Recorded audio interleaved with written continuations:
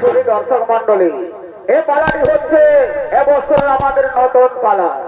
আজকে দ্বিতীয়বার এই পালা মঞ্চস্থ হতে চলেছে। এই পালার নাম রাখা হয়েছে মধু কৈতব দৈত্য বধ।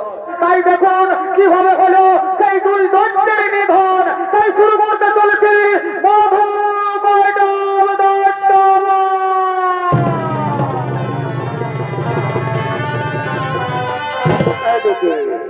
এদিকে আদ্যা শক্তি দেবী ভগবতী আগমন করতে চলেছে।